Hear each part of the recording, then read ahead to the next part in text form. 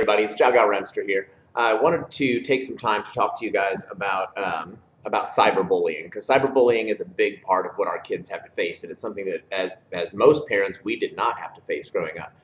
Um, so first, signs of cyberbullying, or what is cyberbullying? It's any kind of bullying that takes place electronically. So it could be through social sites, through chat, text messages, phones, are one of the most common, but tablets on the computer, things like that. Um, Most kids who are cyberbullied are bullied in person as well. It's very rare that it's something that's only on the internet. So that's something that makes it really difficult for them to get away from. So you really need to watch out for these signs.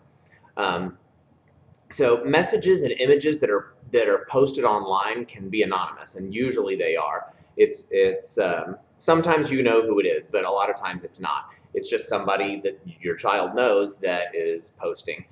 But it's near impossible to track the source. So if they're not giving their real name or anything like that, then it's really hard to figure out who it is that's doing it. And deleting inappropriate or harassing messages once they've been posted is an extremely difficult thing. So it's really hard. Um, so kids who are cyberbullied have a lot of issues that they have to deal with, and things that will affect their lives in some pretty negative ways. So some things that you have to look for, that they're more prone to health problems. They have lower self-esteem, poor grades. And so if any of these are signs, it may be something that's happening. So that's something that you should create a dialogue with your kids about and find out. Um, Starting drugs and alcohol, or experiencing bullying in person. Those are all things that are a part of this. Um, 7% of kids who are grades 6 through 9, this is as a few years ago, so this is like 2013, 2014 statistics that I'm giving you.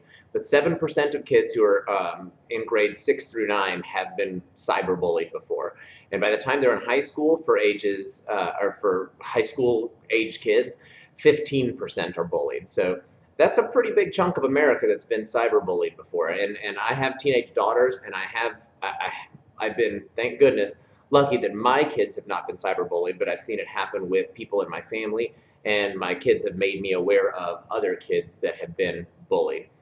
Um, now that I gave you those stats, that might make you a little bit afraid of social media, but social media is just a tool. It's not necessarily something that's bad. Being able to collaborate with your peers is a very good thing. I'm sure most of you guys use social media or text messaging and things. I don't think it's a wise idea necessarily to completely ban those things, but well, in some situations it is. Um, what I would like you guys to do, because I know if you're in our school that you guys are plugged in parents, at this point, go get paper, pencil, something to write with. Make sure you're taking notes, because we're going to be talking about how you should be in the know. So parents, you've got a little bit of homework to do. I'll wait just a second. Go ahead and grab those papers, pens, pencils. Actually, I won't wait. You can always just hit pause.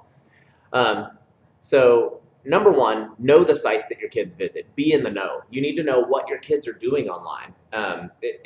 It's a very, very bad idea to just let your kids loose with the internet. The internet is the most powerful thing, man. I mean, you have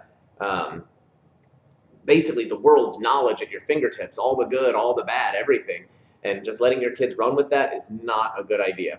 And you have to create a dialogue with your kids. You need to tell them that as a responsible parent, that you will be reviewing their online activity.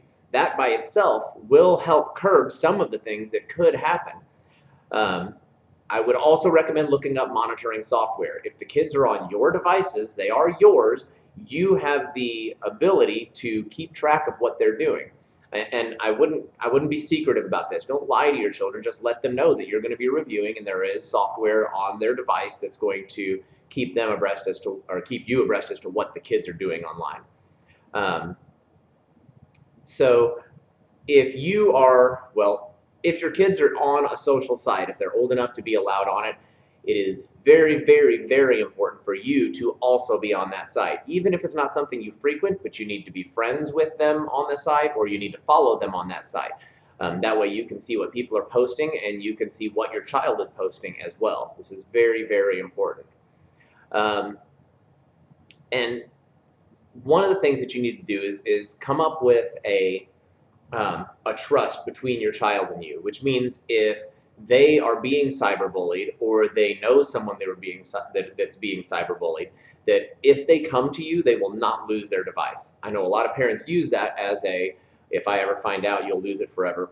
But if they're being honest enough to come to you and say, look, there's this problem and I need help with it, the idea of them having their device taken away because this action is happening will probably stop them from telling you in the first place. So I would put that out there, that if they're honest with you about what's happening online, that you will not take their device away. Now that doesn't mean that you shouldn't be monitoring, because if you're monitoring and watching what they're doing, you should have a heads up as to what's going on anyway. So rules. You need to set clear rules. I kind of keep coming back to this, but it is something that's really important. And take some time with their cell phone, with their tablet, with the computer, with them. Sit down and go through what's safe and what's not safe to do online. You are their number one teacher. I know they go to school, but they're not going to listen to other people the way that they do you. They know your heart, and they know that you are pulling for them more than anybody else. So just help them to be smart about what they post or what they say, and make sure that they understand that those things are things that could be there forever. Just because they post it and take it away does not mean that someone else didn't see it, that they didn't screenshot it, that they didn't forward it.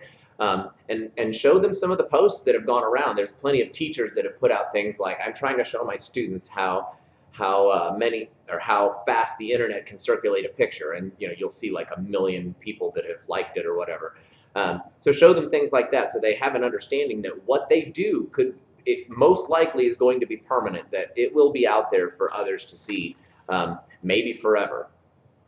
Okay, so if you find out that your child is being cyberbullied, here are the steps to take. Make sure you're making notes on this part. Number one, do not respond to the cyberbully. By you responding to the cyberbully, you're giving them exactly what they wanted. If they're posting anonymously, they generally will feel, and usually are, completely safe. You have no way of knowing who it is. And so responding to them just fuels them to post more ugly things and say more terrible things. So don't respond. And don't forward the message, because if you forward the message even to somebody else just to show them, then you're kind of a part of it. What you need to do instead is just keep evidence. Take screenshots of everything that you see. That way, if they delete it later on, you still have the evidence showing what they did.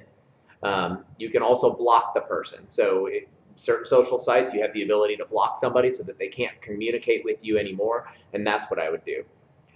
You can also report to the online service provider. So what you need to do is, whatever site this happens on, whether it's Twitter, Facebook, there's usually some kind of, this takes a little homework, but you have to go through the terms and conditions. Most of them have something that says that it's not okay to do cyberbullying.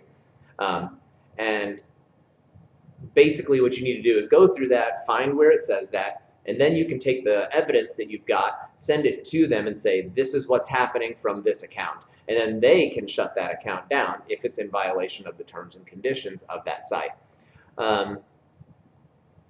You also need to make sure that everything that your child is on, that you review how to use that software, so you know how to block people and how to change settings for safety. Some of them have age restrictive settings that you can go into and set.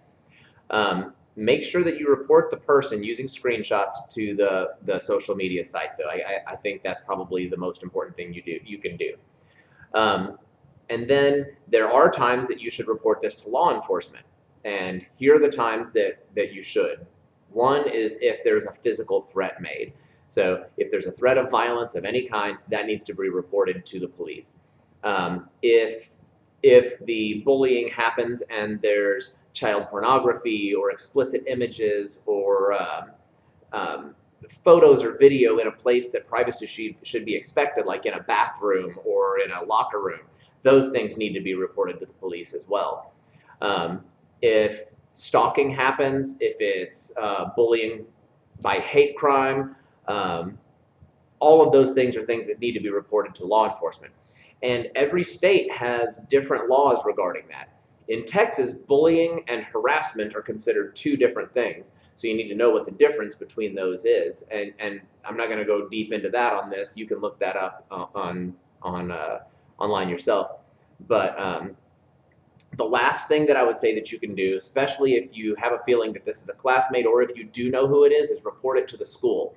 Um, Cyberbullying is something that's disruptive to learning. It's a huge distraction to kids that are involved from the learning process. So most schools will have some kind of a policy to act on cyberbullying. So that's pretty much it. That's it. So I gave you the signs of cyberbullying. I gave you like what you need to do to be in the know, and the steps to take if your kids are being cyberbullied. I hope that helps, and leave a comment below, leave a like, and just if this is in the group and you have somebody else that's in our school, then forward this to them. If you have somebody that you know that really needs to see this message, go ahead and invite them to the group, and we'll make sure they get added so that they can see it. And that's it. You guys have a good rest of your day, and I hope that information helps.